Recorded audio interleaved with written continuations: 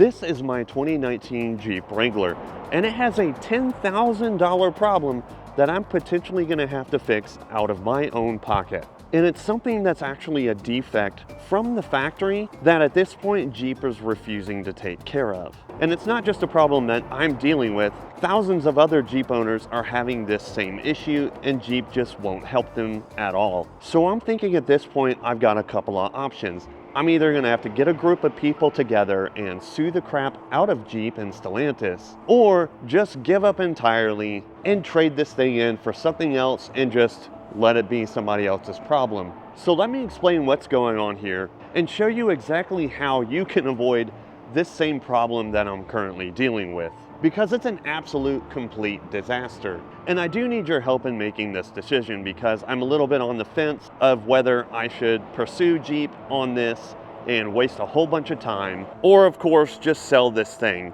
because I've already been thinking about selling it anyways. I kind of already need another vehicle that's more comfortable and better suited for road trips and that it can also tow, and the Jeep doesn't really do any of that very well. Right now my Jeep has just over 72,000 miles. And while some of those miles have been off-road in places like here in Idaho, or in the desert like Moab, Utah, Arizona, and even some of the mountains of Colorado, a lot of those miles are also highway because I take a lot of road trips. Not only do you have to drive to these places, like coming from Idaho down to Moab, Utah, but I also, since moving to Idaho, drive between here and Texas several times per year. So about half of these miles are on the highway. So with that said, I want to show you some of the problems I've been having with this Jeep over its 72,000 miles. Some of them I never thought would even be happening as early as they did. Show you some of the major issues that are going to cost me a lot of money potentially in the future. Some with the body, some with the engine that I'm not looking forward to draining my wallet to fix. And then I want to talk about like 3 or 4 vehicles that I've been looking at that I might buy to replace this thing. And of course, I'll show you that $10,000 issue. Now, one of the first problems that started coming up is actually under the hood, because I kept smelling that sweet coolant smell. And if you've ever smelled that sweet coolant smell, you'll probably know what I'm talking about. So let me show you what was happening with that. So I kept smelling coolant coming from this side of the engine. And when I took a look kind of under this area, I noticed on this little Y-shaped hose right here that there was coolant, like dried coolant, all around this edge right here of the hose. Well, it turns out this plastic piece was leaking pretty badly. So that was a simple fix. And simple as in you couldn't buy, this is a problem with car parts nowadays that also is quite frustrating. I couldn't just buy that little Y-shaped hose piece. I had to buy the entire stupid hose. And thankfully, it was like $68 to $70. It would have been twice that much if I took it to the dealership for them to fix. Probably would have been several $100s in labor. So I took 30 minutes, pulled off this little Y-shaped thing off the new hose, and just stuck it in between here, and I haven't had a leak ever since. Now, of course, that didn't fix the coolant smell. Recently, I've still been smelling a lot of coolant in the Jeep, and there was another coolant leak from a stupid hose. If you look further down into the abyss that is the engine bay, you'll see a little bit of crustiness on that lower radiator hose. That's also got a weak point in it, and it's slowly seeping out. And if you'll notice, I put a second clamp on there just as a temporary fix for this problem, and it slowed down the smell but hasn't completely eliminated it. So now I'm going to have to buy a lower radiator hose and then change that hose out because yet another coolant hose is leaking. And that's incredibly frustrating. It's a simple thing to fix, not super expensive.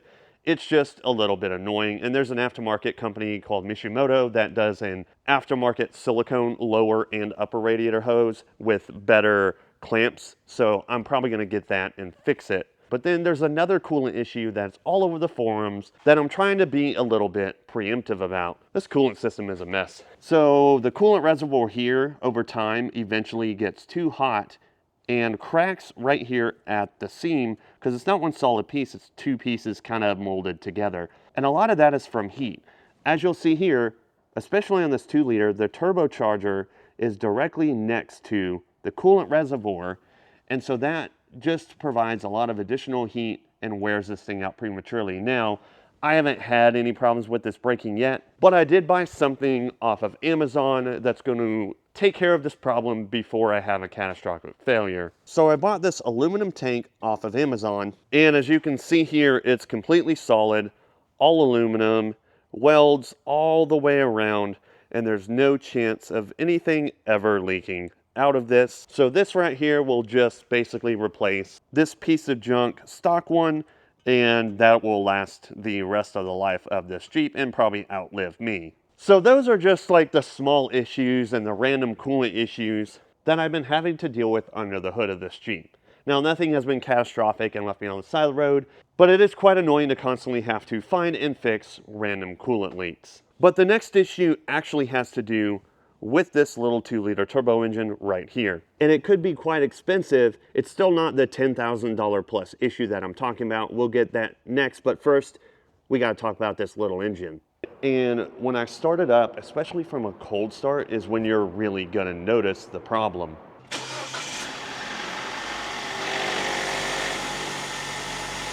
Now you heard that little rattle kind of chain sound when I first started it up, but it becomes even more obvious once it idles down from its startup. And once it idles down, you might notice it kind of has a clattery sound like a tractor.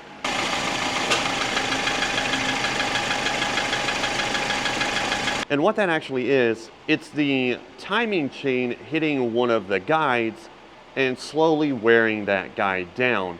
And so there is a fix for that. You have to buy a new timing chain guide and then tear apart the top and front end of the engine to replace that, which is several $1,000s in labor, or if I do it myself, more than likely will take a couple of days, because if a mechanic does it in 6 hours or 8 hours in their garage and they've done a bunch of them, well, just add twice the amount of time if you're going to try to fix it yourself. That's usually how things work out.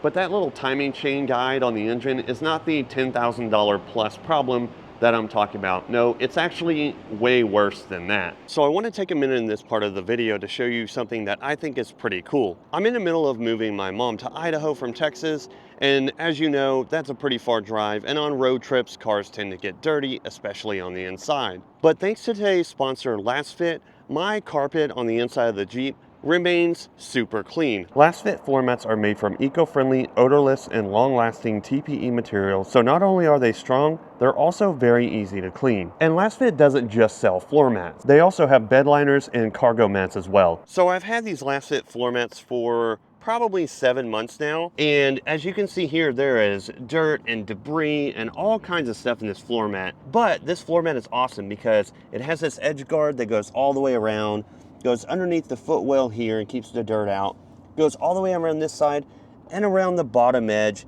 here as well. And then if I lift this up, you can see that the underneath is perfectly clean without any dust, dirt, or debris. So these LastFit floor mats are super easy to clean, and they'll collect all the dirt and dust and keep it right there. And let's be honest, nobody wants a ton of mud on your carpet, because that's 10 times harder to clean than a floor mat. I also have the floor mat here in the back of the Jeep, which keeps this area clean and protected as well. And I can also throw like metal things like this hitch ball on here without it messing up my carpet. And I've got this cargo liner as well. You can see I've got all kinds of stuff stacked here for the move, and it's protecting everything underneath. LastFit has mats for just about any car, truck, or SUV. So if you want to protect your vehicle from dirt and damage, then I highly recommend you grab some floor mats or cargo area protection from LastFit. Just click one of the links below in the description to grab a set for yourself. And make sure to use code AUGD1 at checkout for a discount. Thanks to LastFit for sponsoring this video. Let's get back to it. So right away, looking at my Jeep, you're probably not going to immediately notice the problem. But as you look a little bit closer into the paint, you'll quickly notice a huge problem. So if you look on the back door here, you might notice a little bit of bubbling in the paint. But right here, it's bubbling onto the door around this hinge. So ever since the JL has been out, Jeep has been struggling with corrosion around these freaking hinges. I started to notice it happening on my Jeep as well a couple of years ago. And on my Jeep, it's not just on the hinge, it's also on the hood. And my problem isn't as bad as some other people have been having. but there is some corrosion, as you can see right here, starting to appear along the bottom of my hood. You can see some of the bubbling right here. But the door hinges on the passenger side seem to be totally fine, which I think is kind of weird. You know, there's no corrosion on these right here at all. It's even worse for some people. Some of them are bleeding like completely bad all the way across the door, and some people even have corrosion around the border of the window. I feel like my problem has been a lot less because I live in a drier environment here in southern Idaho. It's really, really bad in like places where there's a lot of moisture. And this paint problem is where I feel like I kind of got screwed by a Jeep. And here's how this happened. It's really frustrating. It kind of pisses me off. And I should have talked about this a lot sooner. So I took my Jeep with about 3 months left of the warranty to a Jeep dealership, and I submitted it to them to have this corrosion fixed under the warranty. Well, a couple months went by and I didn't hear anything from them. So one day I went back, and by this point I was about a month or two outside of the warranty. And the original person was a girl that worked there in their collision center, and she was super nice, and she's the one that put me on the list. But this random douchebag guy, and I don't know if he was a manager or not, I should have went way above his head to the owner or did something, but I just was kind of in shock and I didn't know what to do at first. I started talking to him about the corrosion, told him I submitted it before, and he told me, well, we lost all of that stuff, that girl doesn't work here anymore, and you're just basically shit out of luck. I said, there's nothing you can do. He's like, nope, it's past the warranty and there's nothing we can do. And I talked with him for about 5 or 10 minutes, kind of argued with him a little bit. And of course, I didn't get anywhere. And this is what really pisses me off about some of these brands. And a lot of these brands do not like to take accountability for the problems that have happened from the factory. Jeep took probably 5 years to even fix this corrosion problem under warranty for a lot of people. And then once you're out of warranty, you go to a dealer and they just tell you that you're shit out of luck and there's nothing they can do. That's incredibly frustrating because it's a problem that is known, and they should just fix it under goodwill, because otherwise you're going to have customers that have been loyal Jeep owners. Like, this is my 5th Jeep. I've had a lot of Wranglers. I enjoy them. I like taking them off-road. And I thought this was going to be the Jeep that I was going to keep forever. But if the corrosion just continues to get worse, it's going to bleed onto the door more. This one's just beginning and showing the starting signs of doing it. And of course, I've got this little spot under the hood. If that gets worse and worse, at some point, if I want to fix it, I'm going to have to buy new doors, a new hood, check the rest of the vehicle for other corrosion spots, and probably costing me $10,000 between parts and labor and paint. And so I'm at the point with this Jeep to where I've already been thinking about getting rid of it because I want a more comfortable daily driver. I thought about maybe buying something for the daily and keeping the Jeep and just having this as like a fun off-road trail vehicle, which it is. But I feel like if I continue on this path with at least this specific Jeep Wrangler that's not under warranty anymore and that has all these problems between the paint corrosion and fixing that timing chain issue and potentially future coolant leaks. Maybe we can get a group together, because there's a group on Facebook with like tens of thousands of people talking about this, having the same issue. Either we got to get a group together of people willing to sue Jeep to get this fixed, or I'm just going to take the easy way out, the less frustrating way out, sell the Jeep for something else, and then this becomes either CarMax's problem or somebody else's, unfortunately. Which leads me to some of the options of vehicles that I would like to buy to replace this Jeep. The first vehicle that I looked at and did a video about was the Ford Bronco, and that was one on my list that I wanted to look at first for several reasons. And one of the reasons was that it has the same kind of feel as driving a Jeep Wrangler. And it's pretty similar. It's really good off-road, fun, the top comes off. The key difference is, while the Jeep is a little bit weird on the highway, like it kind of wanders all over the place because of the solid front axle, the Ford Bronco has independent front suspension, so it doesn't have that wandering, weird steering issue that the Jeep Wrangler has. And I've done just about everything I can to the front end of my Jeep to try to eliminate as much of that as possible. But you can't get rid of it entirely. It's still going to wander all over the place and just be kind of tiring on 2,000-mile road trips. And that's where I was thinking the Bronco might be something good. I was thinking about getting like a normal Bronco, but there was something that I considered as far as Bronco goes that I normally wouldn't consider. And let me show you what that option was. I actually have been looking at Ford Bronco Raptors for quite a while. And just a few videos back from this one, I actually got the chance to test drive and play around with the Ford Bronco Raptor from this dealership. And I think if I actually got a Ford Bronco Raptor, this would be the one I would get. I like the tan color, more of like a desert sandy kind of thing. And I also like that the fenders are painted now and the rooftop is paint matched in the same color, just like my Jeep Wrangler. I think it looks much better with the fenders and the top color matched, especially in this color. However, there's just one issue, at least for my budget. Buying a brand new Bronco Raptor could be an issue, and that's the price tag right there of $84,490. So when it comes to the Bronco Raptor, the values on the used ones have actually gone down quite significantly. And I found a used Bronco Raptor on CarMax with about 15,000 miles for $65,000. So 20 grand less than buying one of these new Ford Bronco Raptors right here. The only caveat being I can't find one of those used yet because this is a new year model with that color. So there's some good and bad things about buying a used Ford Bronco Raptor as my daily driver. And one of those being I wanted something that could tow over 8,000 pounds, and the Bronco Raptor definitely does not do that. And I'll explain why I need to tow over 8,000 pounds or right around there in another video. But basically, I have another car that I bought a while back that I haven't showed you guys yet, and I want to be able to tow it to different places. So look out for that video real soon. I did buy a car, it's a sports car, and I want to be able to take that to cool places without putting a ton of miles on it. So anywho, I want to be able to tow a car with this daily, and the Bronco Raptor is just not going to cut it. Plus it is on the higher end of what I'm searching for at $65,000. Now, if I do needed to tow something, maybe I could rent a pickup truck or borrow one from a friend. That is an option if I decided to go the Ford Bronco Raptor route.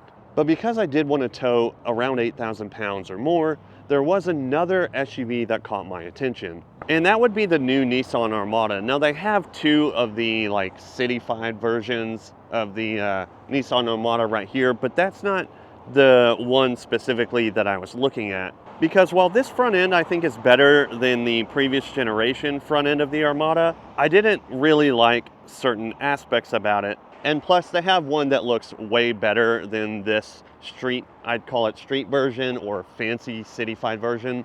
And that's the Pro 4X Nissan Armada that you see right here, sitting on this concrete ramp thingy. Just look at how much better the Pro 4X bumper looks than the fancy platinum version that you see over there. I think the Armada Pro 4X version of the bumper just looks way better, and it also has a lot more clearance than the platinum bumper. Plus it's got tow hooks underneath it, and you can't go wrong with a tow hook. So I did a whole video with like me driving the Armada and a full review of the interior and everything like that. So I'm not gonna do it for this one. I'm just going through the list of vehicles. The other one was also more of like a green color. This is gray. But there were a couple of reasons why I thought the Armada would be a good one. And the first one was that this does have just over 8,000 pounds of towing capacity. You know, I do like to off-road in my Jeep. And so this Pro 4X being a bit more of an aggressive off-road version of the Nissan Armada would help me still get back into the woods and spots for camping and things that my Jeep was doing for me to begin with. Now I can't go off-roading in Moab and crawl over rocks like I usually do in my Rubicon, but the Armada will still get me out into the woods on some dirt roads, and it has a really good four-wheel drive system. And if I take these side steps off, I should get a little bit extra ground clearance, and honestly, it's not super high, so I don't really need those steps anyway, so those would be taken off immediately. So the new Armada Pro 4X is definitely second on the list. So far we've got the Bronco or Bronco Raptor, We've got the new Nissan Armada in this Pro 4X trim level. And then I had another one on my list that was a truck. So the third and final vehicle that I've looked at so far was actually a Toyota Tundra. It was like a bronzy color with some brownish interior. And I did look at that at another dealership, and it was around $40-something thousand. Now that spec wasn't my first pick. There was another one that I really wanted to look for that just wasn't on that lot. And this Ford dealership that I was actually at just now, showing you the Bronco Raptors, actually has more of a spec on the Tundra that I would be likely to buy. But it is the Tundra spec that I wanted. One of them is the color. I just like a Tundra in a clean white color. It looks better than that bronzy color. It also has good resale value. It's easier to sell a white Tundra than it is some weird off color. It's also the TRD off-road, so it has a little bit of more of the off-road options in it. Still an SR5, so not as high as a trim level as the other one I looked at. But honestly, I don't need the fanciest of interior. I don't really care about at this point. I care about just the longevity, how easy the vehicle is to work on, and can it tow over 8,000 pounds. And the Tundra will do that. So the Tundra, of course, is really, really high on my list of vehicles to buy. It's the first truck that I've been thinking about because of the reliability and the resale value and just how simple of a truck it is. But there is one more on my list of options before I make my final decision that I wanted to show you that I really didn't think about until just now. So this next vehicle on my list of ones I want to buy is kind of an oddball, and it's also the most expensive, and it's for that reason I'm not really sure about it. But if this is the if money was no object vehicle that I would buy, and you probably never heard of it. This is the Ineos Grenadier Quartermaster, or just Ineos Quartermaster, and it's the truck version of the Ineos Grenadier SUV. And you probably didn't even know that they made a truck version of the Ineos Grenadier, but here it is right here.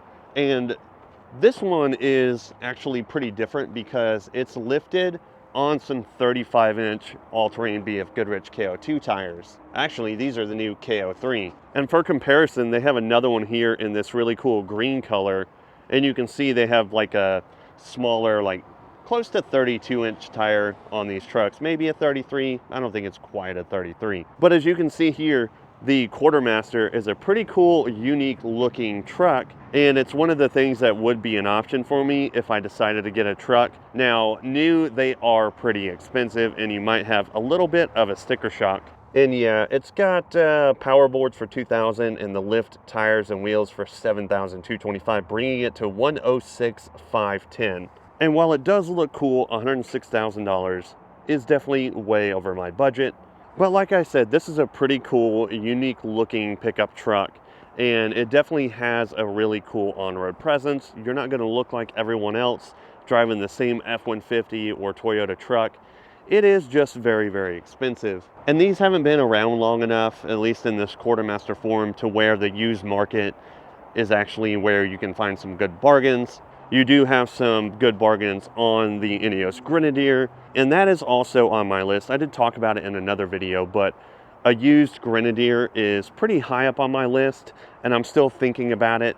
I'm trying to make a final decision. I've made rushed decisions in the past buying vehicles, and sometimes that has backfired on me. So the reason why there's like a big long series of videos of me checking out different things and shopping and thinking about my decision is there's so many good options nowadays that I don't want to rush into the buying decision, because let's say I got something like the Grenadier or a Bronco Raptor or like a used V8 Tundra. It's something that I just want to say, I'm buying this car and this is the thing that I'm going to keep forever. I want to buy something that is a forever keep it vehicle, and then just maintain it as time goes on, because they're just going to keep getting more expensive, and I want something that I'd like to keep forever. Is it the Grenadier? Is it a Quartermaster truck? Is it a Bronco Raptor? Or is it the Nissan Armada, the new one? Because it's a pretty nice vehicle and it's going to be easy to work on as time goes on. But anyways, that's going to do it for today's video. Should I sue Jeep or just sell it, move on, trade it in for something else? I don't know. That's the big question at the end of this video. If you made it this far, please subscribe to the channel, hit that like button, and I'll see you in the next video.